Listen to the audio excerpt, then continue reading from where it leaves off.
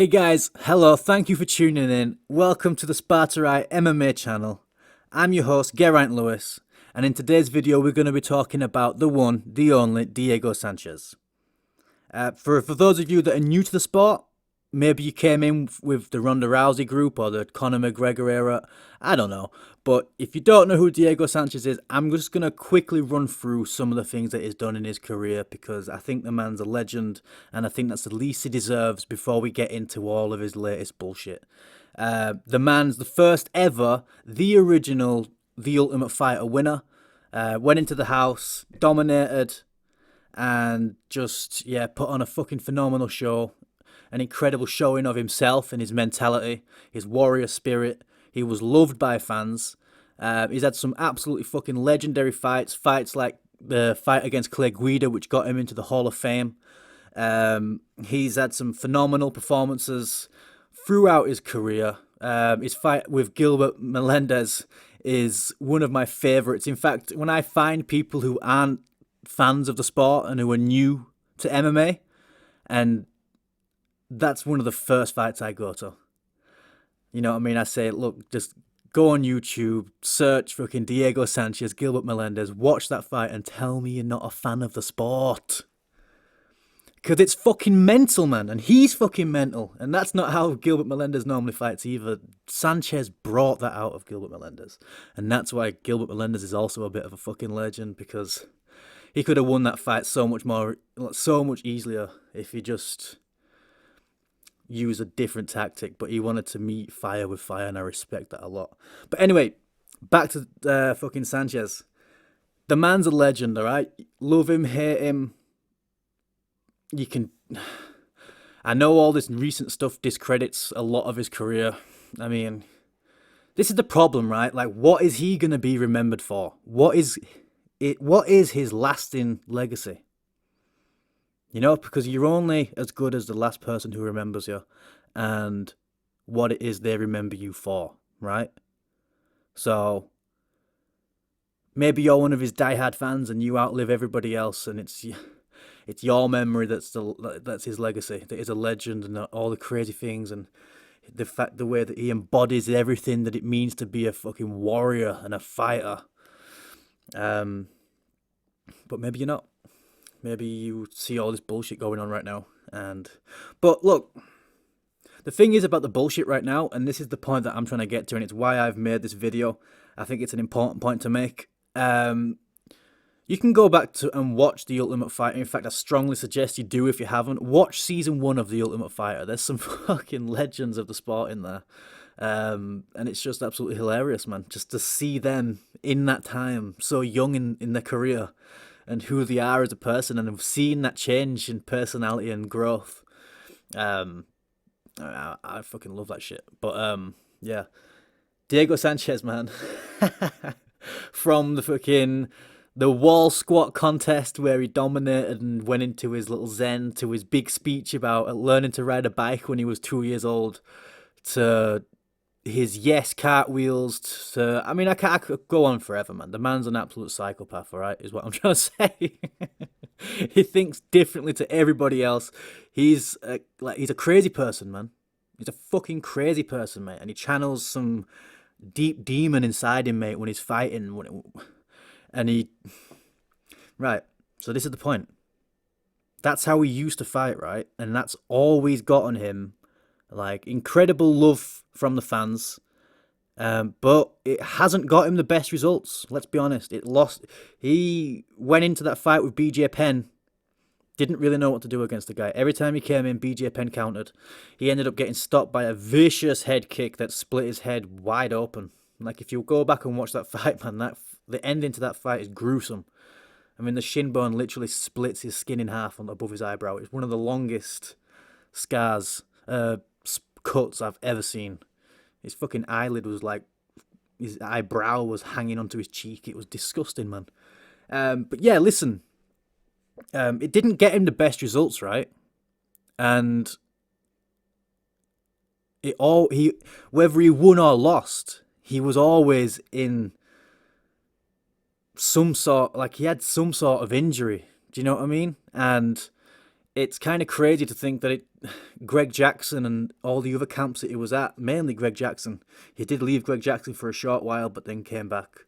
Um, and they are fucking phenomenal camps, so I'm sure they tried telling him this, but maybe it was just said in a way that wasn't translating to him, and he couldn't relate, and he couldn't understand, and he couldn't get past his own mental blocks and how he wanted to fight. And yeah, it's fucking crazy, man. But there's been a lot of hate towards Joshua Fabia, right? And if I'm giving my honest opinion, I think a lot of it's deserved, right? I mean, let's look at it, right? He's a fucking moron. He is the least self-aware guy I've ever fucking seen on YouTube, just preaching bullshit that, look, he seems like a pretty good guy. He doesn't seem disingenuous. He just seems stupid. He I truly believe that he has Diego Sanchez's best interests at heart. I just feel like he's maybe not portraying that when he's on camera, when he's being filmed, when he's being recorded, when he's speaking to the public about these situations. I don't think that he's really explaining stuff the right way. I think he's got his back up far too much. He's too defensive. And bear in mind, this guy's supposed to be some self-awareness fucking guru teacher, right?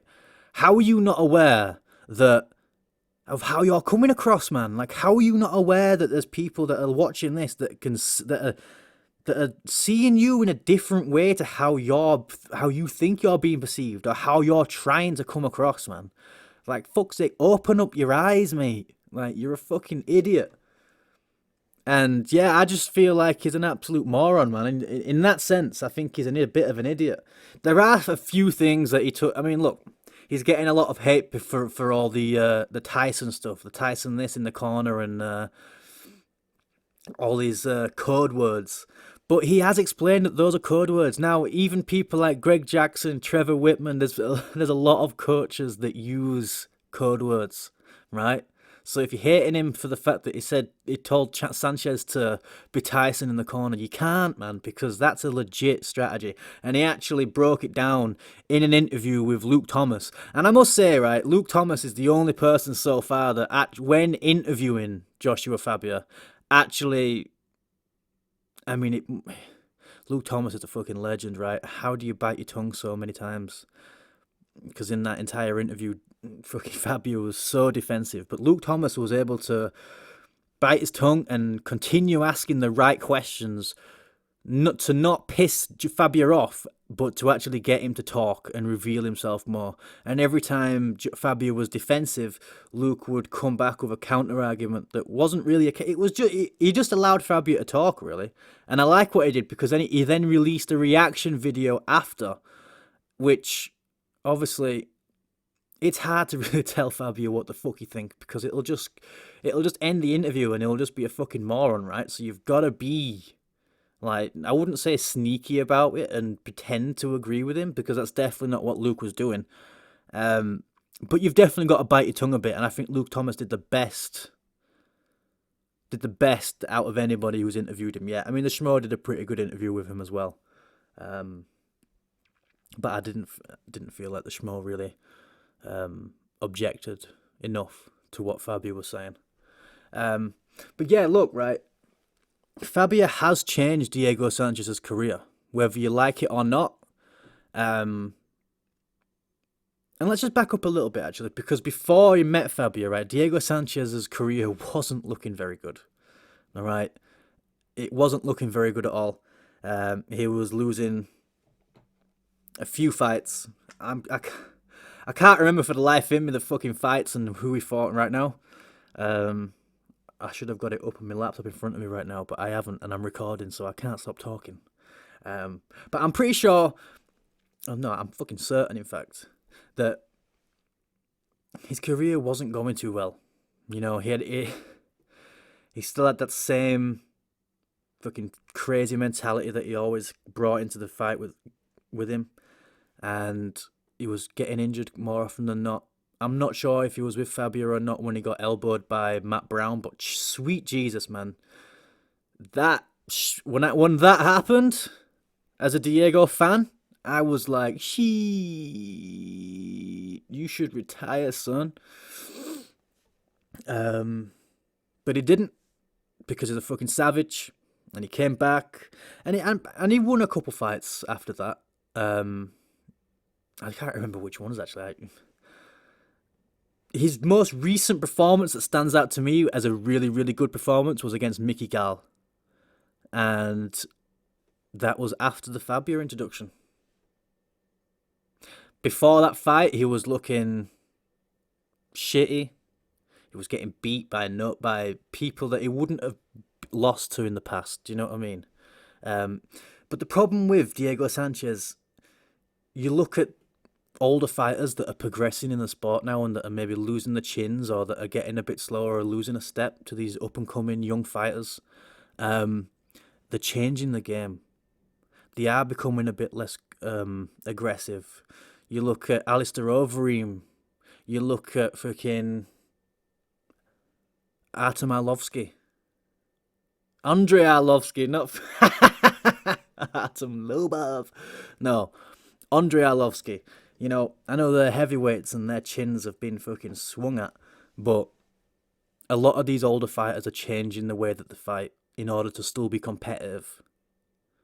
I think that Diego Sanchez made the right decision in that sense. I think he definitely needed to mix up his strategies to change his outlook on the whole sport and how he brings himself into a fight. Do I think a lot of that influence has come from Joshua Fabia? 100%. 100%. That is undeniable. You cannot say that. I mean, just look at his face at the end since Fabia's been in, right? You look at Diego Sanchez's face at the end of every single fight, and then look at his face at the end of every single fight prior to meeting Joshua Fabia. It's night and day, right? No one can deny that, all right? He's not getting as hurt. He's not getting as cut up. He's not getting as scarred. But he's not winning, right? He's won one fight against Mickey Gall, which was a phenomenal performance. Best performance he's had in the past fucking 3 or 4 years. And in my opinion, that should have been the night he retired. And he's had some fucking shitty performances against some half-decent fighters. Jake Matthews comes to mind.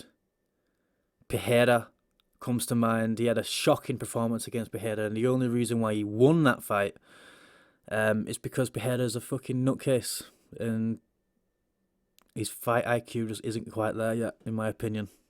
You know what I mean? He's got all the talent, all the skill, all the athleticism, everything you could possibly need to be a successful fighter. He just doesn't put it into practice as needed. Do you know what I mean? There's a time and a place to be spinning. There's a time and a place to be fucking doing backflips. And it's not when he's choosing to do it. And in my opinion, that equals low fight IQ. But yeah, look, I don't think Diego ever stood a chance against Michael Pereira. Diego's a lightweight who's not fighting at lightweight anymore, who's gone up to welterweight. I know he spent a lot of his career he won the Ultimate Fighter at middleweight. He's fought at welterweight multiple times in his career. I just don't feel he carries the muscle mass to really justify it anymore. I think if you look at his body stature and his body shape now compared to when he was fighting at welterweight, he doesn't look fit. He looks like he's not training. His arms are skinny. His biceps are non-existent. I know fighters don't need big biceps, but a defined arm is like a fucking direct result of hard training, man. Do you know what I mean? Like I'm not expecting Diego Sanchez to come out there looking like a bodybuilder, all right? Or to even come out there looking shredded. You know what I mean? The man's 38, whatever, you know. Let him live his life. But the point I'm trying to make is he's fighting much bigger guys. He'd never really stood a chance against them.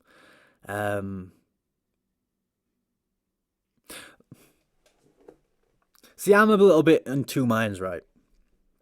This Joshua Fabia has undoubtedly made, I think, some positive impacts on Diego Sanchez's career. I think that he was able to do what I'm sure Greg Jackson tried to do and failed, which was to make Diego Sanchez implement a different strategy, which didn't cost him his fucking face and long-term health, right? That being said, Diego, just because Fabia's been the one to convince you of that and has been the one to make you change your mind, that doesn't mean that he should be the only one cornering you, mate. I'm sorry, but it doesn't. I don't think there's anyone qualified enough on this planet in MMA to be the one and only cornerman. I think that if you are supposedly qualified to judge, to corner someone for everything and be the only cornerman in that fighter's corner, I think you're too stretched out across too many fucking things. You know what I mean? How can you be the best person in the world at giving advice on striking if you're also devoting part of your time to the grappling, if you're also devoting part of your time to the wrestling, if you're devoting part of your time to this fucking school of awareness, self-awareness, if you're devoting half of your time to breathing and managing and fucking coaching and diet, nutrition, whatever, man. Look, you're too stretched out, mate. You said it yourself, there's these people that earn full-time, make a full-time living from all of these individual things, that you're covering all of them for Diego. That doesn't make you amazing, man. You're too stretched out. And the fact that you can't see that is costing Diego. And as much as I would love to say that you are doing a good job, I think you need to fucking give your head a shake, mate. I think you're coming off as like a pathetic little kid sometimes. And like, why are you so butthurt about what people think? Why are you so defensive? Like when Luke Thomas is asking you questions about what are you qualified for, right? And your response is, I didn't realize there was a qualification. Like, motherfucker, man, that's not what he's implying. He's not saying that, have you got the qualification? Where is your MMA cornering certificate? That's not what he's saying, man. He's asking, like, what do you feel makes you qualified? That's then your opportunity to say, look, I might not have all the same experience as X-fighter and X-coach, but I have this, I have that, I have this, I've accomplished this. That's your time, man. Stop coming across like a fucking dickhead, mate. Like, I swear to God, man, you're supposed to be self-aware. Use your self-awareness, man. Realize what the people want, right? Realize what you're giving them. And realize what the fuck the difference is, mate. Like, you're talking pure bollocks, right? And, yeah, that's all I've got time for, man. Look, I'm going to delve into this again. The only thing I really wanted to point out was when I was talking poo about freaking Diego Sanchez saying he could ride a bike when he was 2 and doing his crazy cartwheels and stuff, is that Diego Sanchez has always been a little bit crazy. He's always believed in the warrior spirit. He's always believed in a little bit of this woo-ha shit, right? Which I'm not criticizing or judging, because I believe in some fucking weird shit too, right? I guess we all do. But Diego Sanchez, like, really does. Like, he really believes in that shit, man. Like, he'll channel energy, mate. He was using Sylvia. You were convinced that Sylvia cured his fucking girlfriend of cancer, man. Like, shit, son. Like, man. Like, how do you even fucking... What do I even say from that after that? The point I'm trying to make is Diego... I don't think Fabia's this narcissistic fucking... Which I know Ray Longo made a point of saying that he really believed that Fabia was narcissistic. Now, I can fully understand how he can be perceived as narcissistic. I just don't think that that's the case. I think, and I could be wrong, but I just feel like he's just a bit stupid. I feel like he's got the good intentions. He truly believes what he's saying. You know, I think he believes in what he's saying, which is why in it's a bit like religion. How can you have proof that God exists when all you need is faith, right? Like he has that faith in what he's teaching. He believes it to a core, man. Like oh man, like when you're 5 foot like that, and maybe you do get the odd freaking 6 foot person in a freaking submission, or you're able to out grapple someone bigger than you. And look, I'm sure he's had some form of training, right? And that's how he's able to manipulate these people into believing that he's some fucking guru, because he can just walk up to these big people, and I'm sure he probably can put them in submissions. But listen, so can fucking Demetrius Johnson, man. So can Davison Figueiredo. So can a lot of people, man. Do you know what I mean? There's a lot of small people out there, the same size as Fabia, that can do just as much damage, man, to bigger people, more damage to bigger people, and yeah, they're not fucking. I don't think they'd ever have the audacity to corner someone by themselves, just them. You're too stretched out, mate. You're too stretched out. And listen, Fabia, the chances of you hearing this is fucking slim to none. I am the tiniest fucking YouTube channel right now. This is literally the first video. But if you ever wanted to fucking have an interview or talk or fucking, I don't even know. I was going to invite you to fly out, but that's never happening, is it? That just sounds stupid. But listen, if you ever fancy having an interview, mate, I am 100% down. I will try to be as fair as possible. I'm not going to agree with everything you're going to say just because you're my guest. I do believe that you're doing good. I just don't think you've given a good representation of yourself so far when being interviewed. And, mate, look, who am I to judge? I can't even imagine receiving all the hate that you've received. I'm not even sure how I'd react to that either. I'm sure I'd be pretty fucking defensive as well. But look, just be more self-aware, man. That's, I guess. And Diego Sanchez, mate, listen. I love you. I'm a huge fan. I've always been a huge fan. You was one of the, I'd say, top 3 fighters that got me into this sport. I was too young to watch the Ultimate Fighter House live when you was in there. I watched it about 3-4 years after you was in the Ultimate Fighter. But look, I've watched every fight that you've ever been in, every single one, some multiple times. I've been a huge fan since day one, including all your spiritual bullshit and all your weirdness, man. I rate that shit, mate, because that you were one of the most relatable fighters when I was coming up. I couldn't relate to fucking Tito Ortiz, man, or Chuck Liddell. I've not lived their life, man, but your life is relatable, man, to a normal person, man, and the way that you fought was relatable. Do you know what I mean? You was a fucking warrior, mate. You embodied everything that there was to be a warrior and a Sparta, mate. And look, listen, I wish you all the best.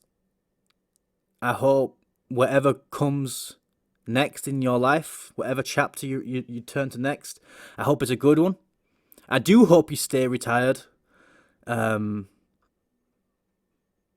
think you could have a fucking more than successful coaching career if I think you'd do a 10 times better job of Fabia, of bringing out the fucking spirit in people and bringing out the warrior spirit in people. Do you know what I mean? And maybe, look, I know that's not the way to fight. MMA's come a long way since them days. That's not the way to fight. You want to be using technique. You want to be calm. But there's some fighters out there that need that awakening. And you know what I mean, man. You know what I mean. There's some fighters out there that need that talk. Trying to think of people who might need that talk. Like, for example, Francis Ngannou needed that motherfucking talk after or before the Derek Lewis fight. Do you know what I mean? After the Stipe fight, someone needed to say to him, look, take your time, but still be a savage, man. Because someone didn't fucking tell him shit before that fucking Derek Lewis fight. But look, listen, I'm talking pure bollocks. Like, follow, subscribe, do all the fucking shit. You know what I'm saying. I'm not going to peck your head off about it. Thank you for tuning in. Thank you for listening. Look, listen, first ever video. The audio is going to improve. The videos are going to improve. I'm actually thinking of getting a camera set up so that you can actually see my face. None of this bullshit, just voiceovers, I promise. There is going to be some fucking camera images of me talking baba. But yeah, man. Keep it steady. Keep it real. I'll see you in the next episode. I'm planning on dropping 2 videos a week. So yeah, stay tuned. Next episode, next video coming soon. Peace out. Yeet!